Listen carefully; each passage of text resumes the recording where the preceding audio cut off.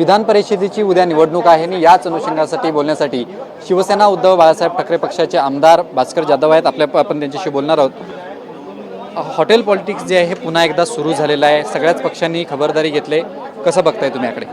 असं आहे की मुळामध्ये खबरदारी घेतलंय म्हणण्यापेक्षा आमदारांमधून निवडून जाणारे जे विधान परिषदेवर आमदार असतात यांना तसे फार काही कष्ट नसतात.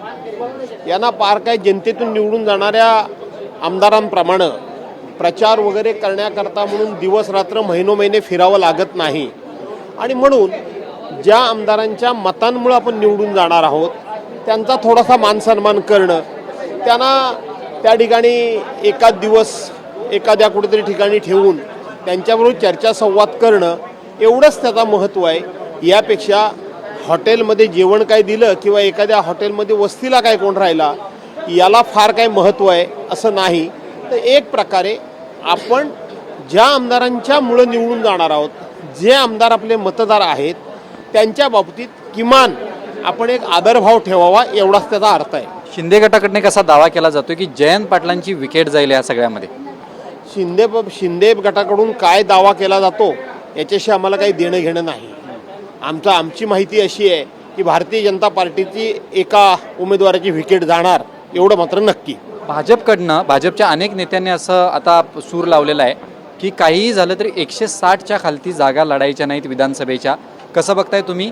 कारण का शिंदे सेनेला ज्या पद्धतीनं यश मिळालेलं आहे हे पाहता भाजपनं आता निर्धार केला की आपण 160च्या खालती यायचं नाही. भारतीय जनता पार्टीचं कालच्या झालेल्या मिटिंगमध्ये माझ्या माहितीप्रमाणे MMR रिजनमध्ये जास्तीत जास्त जागा मागाव्यात असं भारतीय जनता पार्टीच्या मीटिंगमध्ये बोललं गेलं किंवा तशा पद्धतीची मागणी किंवा तशा पद्धतीचं ठरलं आहे अशी माझी माहिती आहे.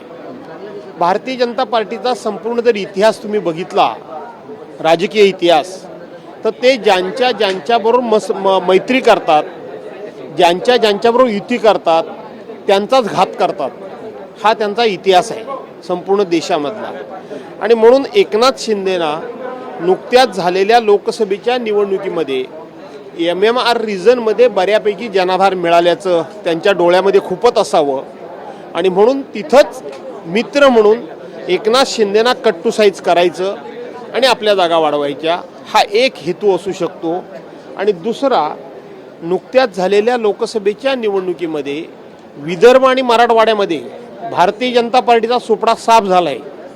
भारतीय जनता पार्टीला तिथं अजिबात महत्त्व राहिलेलं नाही. विदर्भामध्ये एक वेळ 10च्या 10 जागा ज्या भारतीय जनता पार्टीच्या होत्या 10 पैकी 9 होत्या, तिथं आता भारतीय जनता पार्टीची एकच जागा निवडून आलेली आहे.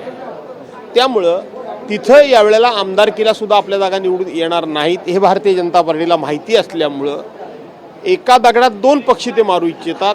इकडं एकनाथ शिंदेना कट टू साईज करायचं आणि दुसऱ्या बाजूला विदर्भ मराठवाड्यामध्ये आपल्याला जागा मिळणार नाहीत म्हणून इकडे जागा वाढवून घ्यायचा हा भारतीय जनता पार्टीचा दुष्ट हेतू असू शकतो. तुमच्या काही संपर्कात आमदार आहेत? कारण का 2000 जी मागची इलेक्शन झाली विधान परिषदेची त्याच्यामध्ये महाविकास आघाडीच्या आमदारांनी मतदान महायुतीला केलं होतं. तुमच्या काही संपर्कात आहेत का आमदार? असं आहे की हे इलेक्शन अत्यंत गोपनीय आहे आणि मागचा अनुभव लक्षात घेता काळजी घेऊन हे इलेक्शन लढलं जात आहे. त्यामुळे आमच्या जरी संपर्कामध्ये कोणी असलं तरी आम्ही त्यावर भाष्य करणार नाही. महाविकास आघाडीचे तिन्ही उमेदवार निवडून येतील? महाविकास आघाडीचे तिन्ही उमेदवार मात्र 100% निवडून येतील. म्हणजे जुळवाजुळव झाले. भास्कर जाधव त्यांनी स्पष्टपणे असं सांगितलेलं आहे की काही झालं तरी तिन्ही उमेदवार जे आहेत ते महाविकास आघाडीचे निवडून येतील अशा पद्धतीची प्रतिक्रिया भास्कर जाधवने दिली आहे. प्रो जर्नलिस्ट प्रेम म्हात्रेसह विशाल पाटील, TV9 मराठी.